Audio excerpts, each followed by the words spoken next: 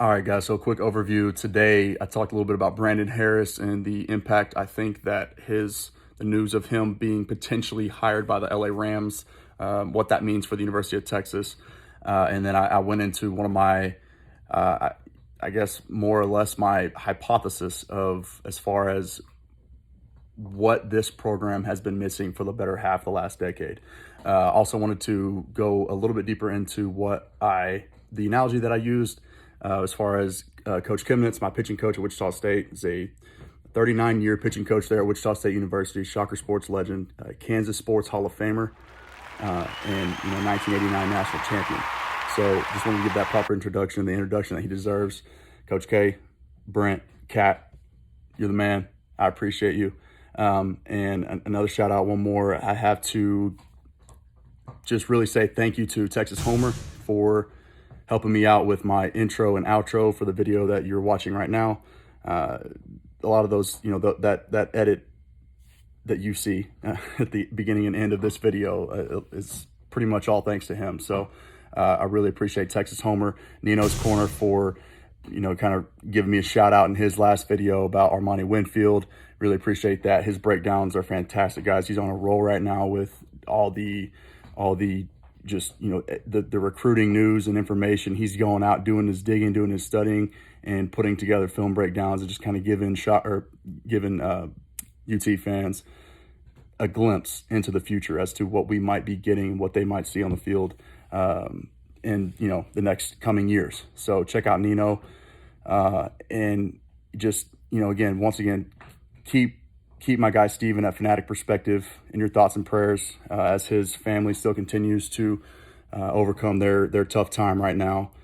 And Texas Platinum, Texas Football Talk, those guys, TFT, the Lockerbie brothers, they're going ham right now on just all things recruiting and even really all three sports. But a lot of times I'll go YouTube Live, and it's just their community that they've built is really incredible. So, a lot of times we got a couple hundred people in there on any given night when they're on their YouTube Live, just chopping it up, talking UT football, just all things Longhorns sports, right? Recruiting, just state of the program, coaching staff, everything like that. And those guys they're all over it. So, us content creators, I guess, is what the world likes to refer to us as now, right? We're just a bunch of people like y'all out there, all the fans that have been clicking on the channel, showing us some love, showing us support. We really appreciate that at every level, and we're excited to keep just bringing that passion forth and just keep building this community and just growing all of our channels, kind of simultaneously, right, through YouTube. It's been really fun for us to get to know each other a little bit on the back end, and kind of fun to see everybody else grow too. So, as Steven always says, this is in honor of him right here. Horns always up, and I will talk to you guys later.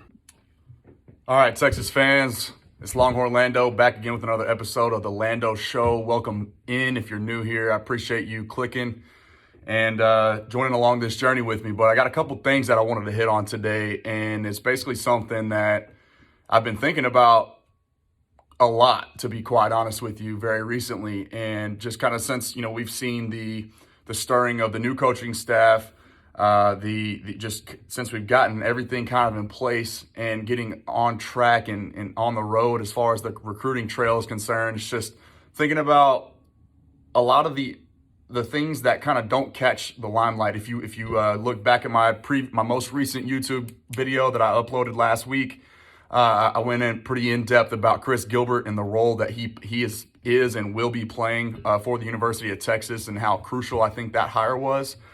So go back and check that out if you missed that. But so we're going to kind of talk about a little bit about just this Sarkeesian staff real quick, just like a brief overview, the rundown of just why I think that he is going after the right guys, and why I also now believe that we have kind of proof of that. Well, Brandon Harris was kind of that vibrant, that same energetic guy as well, who was thought to come in and kind of handle the same, more of a liaison, I guess, if you will, for the recruiting, for lack of a better term, like being the guy that's mending and molding relationships with the recruits that we're out and targeting and trying to bring in. So Brandon Harris, now we caught word, I think 2 days ago, I want to say first reported by Inside Texas, the scoop was saying that Brandon Harris had been offered a job by the LA Rams. And so immediately my first reaction, and talking with some of the other content creators on YouTube from YouTube on Twitter, I said, that to me, that spells well for us. That bodes well. It's like, that's proof right there that Sark is going after the right kind of guys. And here's the reason why I think that. It's just basically an organization that's kind of been at the forefront in recent history of a modernized mentality, a modernized way of thinking, new era, the evolution of the game, the football game that we know and love so much, right? It's why a team like the LA Rams can basically void and just nullify, like they're saying, trading all their first round picks, going out and getting top tier free agents and going competing and, essentially being one game away from the NFC Championship. 4 years ago, hiring Sean McVay, at the time, I think was the youngest head coach ever. And now, like 2 years ago, right, with Todd Gurley and Brandon Cooks, they had just invested in those guys long term, extending their contracts, $40+ million, I think, between the two of them. And then 1 year into those deals, those extensions, they cut ties with those guys too. It's like, because they didn't fit where they were going long term. And so they said, we don't care what kind of money we're going to have to eat from a dead cap perspective. We don't care about that. We're going to move on and we're going to do what's best for us. And so I've always kind of respected that mentality that the Rams have, and just that new era, modernized way of thinking. And so that just goes to show, if they're seeking out a guy like Brandon Harris, and his role that they're hiring him for in LA slips my mind. I want to say it's either like a quarterback assistant or something along those lines. It is seen as a bit of an upgrade. So, and I think that deal is about as good as done right now. But I just kind of thought that spoke volumes about the type of people that Sarkeesian has identified and brought in, and just the right kind of guys that, the RKGs, we hear a lot of Cowboys talk about that, right? Going back to the Jason Garrett days, but the right kind of guys for Steve Sarkeesian, bringing them in and filling those coaching vacancies. And we're already seeing that paying dividends too. Like, shout out to Stan Drayton, who late last night, again, like Sark After Dark, bringing in a guy, Reuben Owens, the number 1 running back from the 2023 class. Assuming that sticks with his commitment and he signs, that would be 3 out of 4 seasons that Stan Drayton had brought in the number 1 running back in the country, right? Most recently, Reuben Owens. Last night, Jaden Blue from the 2021 class, and the 2021 class, and Bijan Robinson. So, you know what? Now I got me thinking of Jaden Blue, the 21 or 22 class.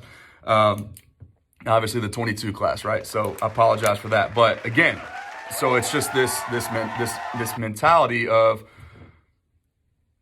I want to go out and get the guys that fit our program. I'm not looking for buddies. I'm not looking for people that I have relationships in the past to hold my hand and, kiss the ground before me that I walk on, right? Rolling out the red carpet. I'm not looking for that. Like, he does have relationships with all these guys, or with most of these guys, right? And before his tenure here in Austin began, a couple of guys were retained from the previous staff, Stan Drayton included. But again, it's the right kind of people that he's identifying and bringing in. And I don't want to understate the importance of that, and of the roles that guys like Chris Gilbert and Brandon Harris, and now whoever's going to replace him, to kind of fill in the footsteps and the void that Brian Carrington left, right? All that stuff means so much. And so here's what leads me to the main point that I wanted to get at with this video. Is something that I've sort of hypothesized about what I think needs to change, and is something that's being overlooked, I should say, from just when it comes to the UT program. And I'm going to use this analogy right here. A great friend of mine to this day. He's one of the few, probably the only really mentors that I have had in my baseball playing career. My pitching coach at Wichita State University, Brent Kemnitz, a guy I still have a great relationship with today. He's, one of the references on my resume. He's somebody that I trust, that I look up to, that I value his opinion, I value his experience, and just everything that he's kind of done to create a career for himself as a baseball coach and now an athletic director. But if you guys don't know, I played baseball at Wichita State University, and Brent Kimnitz, I had the great pleasure of playing for him in my first season there. And he said a lot of great things. Again, this is a guy that's forgotten more baseball than I'll ever learn in my entire life, right? It's just a brilliant pitching mind, a brilliant baseball mind. And one of the things that he said to me that really stuck out, was cookie cutter mentalities don't work. And so what he meant by that was there is no one singular piece of pitching advice that he could give to each one of his players, or anybody across the country that he comes into contact with, right? He can't say one specific thing that works for every single player, right? So he can't tell me to change something in my mechanics, or change something in my training routine, or change something in the way that I play catch, or change anything like that, the way I grip the baseball. It's not one way of thinking, one simple, single-minded way of thinking is going to work for everybody. And so that brings me into the point of Yancey McKnight and the transition from him from 2007 and 17 under Tom Herman, all the way now to Torrey Becton, who we've hired from the Cal Bears. And so the main difference there is, if you don't know, Yancey McKnight was kind of this old school, rugged, let's see how much weight we can pick up type of guy. And it was all just about strength, and being the strongest team on the field, the strongest guy in the gym, right? How much can we lift? How much weight can we move? And there are certain guys that can benefit from that. Your 6'2", 175 pounders that need to gain 20 pounds to be able to hold up physically on the field, right? Yeah, that's necessary. But again, that cookie cutter approach, that mentality doesn't always work. And so that leads me to believe, right, the two components for college football, the two most important things, right, that you can basically break it down into halves, 50-50. Recruiting is number one, because it's recruiting number one and player development number two, because I just like to say it in that order, because you can't develop players that you don't have currently. So you got to go and get them before you can develop them, right? So to me, it just always comes recruiting first and then player development. Well, regardless of what order you want to say they come in, what came first, the chicken or the egg, right? All the blame always gets put back on the coaching staff. And I'm not here to defend Charlie Strong. I'm not here to defend Tom Herman and say, their careers at Texas would have been so much better. They'd still be here if this and this and this happened, right? I'm just here to propose this idea and maybe just, give Texas fans some food for thought about why the player development hasn't really worked for us, why we haven't been able to develop these 4-star players, these 5-star players, right? That some of the top, year in, year out, Texas is in the top 10 in recruiting, right? You can say whatever you want about that, but they're getting the players. That's never really been an issue for the University of Texas. But what has that gotten us? We have nothing to show for it when it comes to draft day, right? I think the last first round pick was Malcolm Brown in 2015, and that was 32nd overall, I believe, to the Patriots. So we're getting all these 4-star, 5-star talents. And, again, if you follow recruiting very closely, you get the composite rankings from whether that be 247, Rivals, ESPN, whatever system you trust the most, right? Those ranking systems, a lot of that is based on projection, and the 5-star guys, those essentially are projected first-round picks. It's like who you are going to be and become as a player, where you're going to be as far as how they see you in the NFL. So all that stuff kind of gets tied in to their composite rankings. But, Texas doesn't have anything to show for that in the draft. And, there are highly, highly successful players that were in their final draft season that just either didn't pan out or check all the boxes, whether that be at the combine, from their metrics, or just, you name it, whatever the case may be, the productivity wasn't there, or, whatever, to merit a first round pick. Well, maybe that all starts in the weight room and not on Charlie Strong or on Tom Herman. Maybe that's not their fault. Like, a coach can only do so much, right? But we all know that within every Power Five, major Division One, even Group of Five, Power Five, you name it, within those college football programs, who has the most time with those players? It's not the coach. It won't be Steve Sarkeesian. It wasn't Tom Herman. It wasn't Charlie Strong and all of their constituents, their coaching staff, right? It's the strength and conditioning coach, the director of strength and conditioning, right? The athletic performance coordinator, that guy. So now it's Torrey Becton. Then it was Yancey McKnight. Okay, so what am I getting at? Basically, what I'm saying is if Yancey McKnight, and again, I wasn't there, I don't know their process, I don't know, if they were doing full body composition, giving guys, breakdowns on where their strengths are, where their weaknesses are, where they need to function or to focus on to function better on the field. But what I'm saying is, a guy like Torrey Becton, who we know is kind of at the forefront of a modernized vision or view of athletic performance, right? And sports medicine, like using this more science-based approach to developing speed and athleticism and not just strength.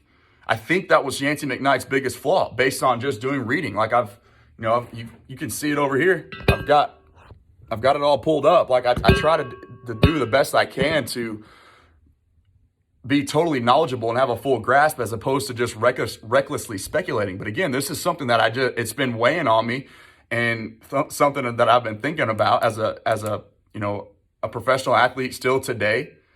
That stuff is important to me, and it's something that I constantly think about, right? What works for me as a pitcher doesn't necessarily work for a 6'2", 160-pound high school freshman or sophomore or whatever, you name it, right? Whatever the case may be, every player has different needs that are specific to him and him only.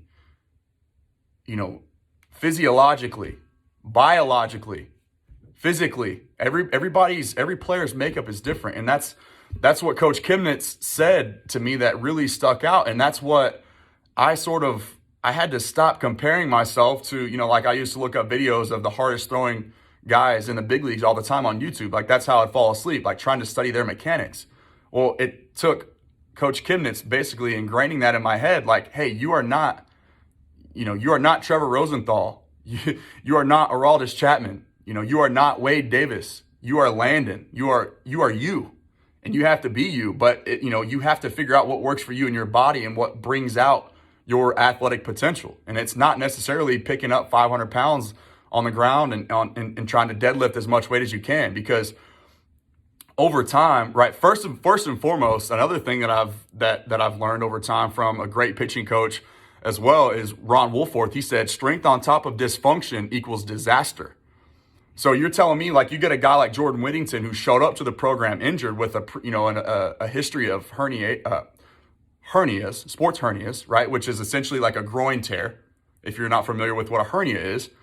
Well, what if instead of, trying to deadlift and squat 500 pounds and bench pressing, if Jordan Whittington spent more time working on more core specific strength and stability to kind of continue to develop the prehabilitation of that area that's given him problems for what, it's been an injury that's nagged him his entire career, right? He can't stay on the field. Well, what if instead of trying to pick up and be the world's strongest man, what if he's doing speed and agility and, stationary prehabilitative work that's specific to his position and not trying to be the strongest? What if he's training to be the fastest and the most agile, the best athlete, right? Maybe that translates to him becoming a first-round pick. Maybe little Jordan Humphrey doesn't run a 4.79 at the combine because he was so focused on being the strongest receiver out there at 6'4", 195 to 205, however much he weighs, 215, I don't even know. But what if had little Jordan Humphrey been prioritizing speed and agility instead of strength for 3 years? Maybe he runs a 4.55, and that production that we saw as a college junior, a draft eligible junior, maybe that translates to him being a first round pick. So that, there's countless examples. Maybe a guy like Charles Omenihu, who had decent production, maybe he's a little bit, he's got a little more bend coming around the edge. Maybe he has 4 to 5 more sacks, and maybe he becomes a first-round pick, leads the country, right? The list goes on and on. Maybe Malik Jefferson is quicker laterally and can pursue the football better. Maybe he pans out. Maybe he was a first-round pick. Maybe he's not a fringe, practice squad guy. List goes on and on. Holton Hill, he had off-the-field trouble, but same thing with Chris Boyd. Like, maybe our defensive backs can flip their hips better, and they're more mobile, and not necessarily just straight line speed and strength. Like, maybe they can turn their hips and get up the seam with, you name it, X receiver, right? Player X, whoever. Maybe Keontae Ingram, maybe he's got a couple more home run. Maybe he, instead of getting tackled at the 5-yard line on a breakaway, maybe he scores. Maybe he houses a couple extra runs here and there. Maybe Chris Warren, same thing. Like, he was a 255-pound running back with decent speed, but, maybe if he's not 255, maybe if he's 240 and he runs a faster 40 time at the combine or his pro day or whatever, maybe he's not out of the NFL today.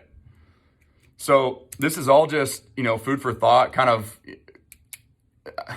more or less anecdotal evidence, I guess I'd say, just things that I've kind of just been thinking about off the top of my head. But this is what I think about. This is how my brain works, and I just can't help but bring it to light. So, I wanted to kind of throw this out there and see what you guys thought about that. Maybe I'm completely overlooking it and overanalyzing, and, maybe I'm wrong, but to me, Torrey Becton prioritizing sports science as opposed to just strength and the old school way of, hey, let's go be the biggest, strongest guys on the field. Like, maybe that's to me why Texas's linebackers always looked slow, Mike. Maybe that's to me why Texas's receivers were always kind of like big and stiff. Like Brennan Eagles, even, for example, like, he's going to get a shot in the NFL just based on size and speed alone. But, like, why does he have such an underdeveloped route tree? Why is he just kind of a slant, or like a slant and vertical guy? Why can't he double move somebody? Why can't he run speed outs and then flip his hips and get up the sideline? Like, why can't he do some of those things? And again, like, maybe that's Tom Herman's power spread offensive philosophy that doesn't really call for that, right? But again, to me, if sport-specific training and position-specific training within that sport, right, is, and I can speak to this, I can attest, because I'm living in it. I've learned so much in the last year that I wish I knew when I was 16, 17 years old. I'd be making a lot more money right now. I can promise you that. And, I'm not giving up on my dream, but again, like, that's the whole point is untapped potential.